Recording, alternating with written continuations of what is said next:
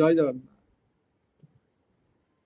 ଆରେ ଦୁଃଖଦାୟକ କଥା, ସେ ବାଲେଶ୍ୱର ଯୋଉ ଭଉଣୀଟି ଆମର ଛାଡି ଚାଲି ଯାଇଛନ୍ତି, କେତେ କଷ୍ଟରେ ସେ ମରିଛନ୍ତି। ଆପଣଙ୍କୁ ଦୁଃଖ ଲାଗିବା କଥା, ସେ ଯୋଉ କଲେଜର ପ୍ରିନ୍ସିପାଲ ବା ଯୋଉ ଜଣେ ଆରେଷ୍ଟ ହେଇଛନ୍ତି ଭାଇ, ଆପଣ ତୋର ଗୋଟେ ଝିଅ ଥିବ, ଆପଣ ତୋର ଗୋଟେ ଭଉଣୀ ଥିବ, ସେଇ ଜାଗାରେ ଯଦି ଆପଣ ଭଉଣୀକି ଟର୍ଚର କରାଯାଏ ତ ଆପଣ କଣ ଏଠି କରିବେ? ଆପଣଙ୍କ ପାଖରେ ପାୱାର ଅଛି, ପଇସା ଅଛି, ସେଥିପାଇଁ ଏ ଗର୍ବ କେବେ ରହିବନି। ସବୁ ଉପରେ ଦେଖୁଛି ଲେଖା ହେଇଗଲା ତମର, ଆଜି ମଣିଷ ଜୀବନ ପାଇଛ, ଧନ ସମ୍ପତ୍ତି ଅଛି ବୋଲି ଆପଣ ଗର୍ବ କରୁଛନ୍ତି, ଏ ଗର୍ବ କେବେ ରହିବନି। କେତେ କଷ୍ଟରେ ସେ ମରିଛନ୍ତି, ସେ ଭିଡିଓ ଆମେ ଦେଖିକି ଆମ ଆଖିରେ ଲୁହ ଧରି ପଡୁଛି। କେତେ କାଉଲି ଭଲେଇକି ମରିଛନ୍ତି, ଦେଖୁଛନ୍ତି ଆପଣ ଭିଡିଓଟା?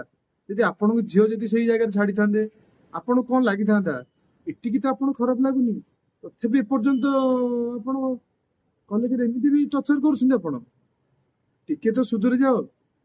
ଲାଷ୍ଟକୁ ଏମ୍ସରେ ବି ଆପଣ ପୋଟେସନ ଦେଇକି ତାଙ୍କୁ ମାରିଦେଲେ, କଣ ଲାଭ ପାଇଲେ ଆପଣ?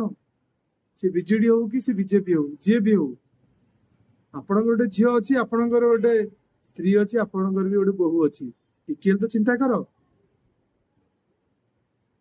ମୋର ସମସ୍ତିକି ଭାଇ, କଲେଜ ଭାଇ ଭାଇ ପୁଣି ସମସ୍ତଙ୍କୁ ରିକ୍ୱେଷ୍ଟ, ସମସ୍ତେ ଆଜିଠୁ ଲାଗି ପଡ। ଯୋଉମାନେ ଇଏ ହାତ ଅଛି ଯାହାର, ସେମାନଙ୍କୁ ତୁରନ୍ତ ଆରେଷ୍ଟ କରାଯାଉ, ଆଉ ତୁରନ୍ତ ସେମାନଙ୍କ ପାଇଁ କିଛି ଦଣ୍ଡ ଦିଆଯାଉ, ଯୋଉ ଫଳରେ କି ଆଜି ସମସ୍ତେ କଲେଜ ଯେତେକ ଟଚର ହଉଛନ୍ତି ସମସ୍ତେ କିଛି ବି ଲୋକ ସୁଧୁରି ଯିବେ। ତ ମୋର ସେଇ ଭାଇ ମାନଙ୍କୁ ଗୋଟେ ସମସ୍ତେ ରିକ୍ୱେଷ୍ଟ, ଆଉ ଥରେ ଆନ୍ଦୋଳନ ଜୋର କରାଯାଉ, ଦେଖେଇ ଦିଅ, ସଂସାରକୁ ଦେଖେଇ ଦିଅ।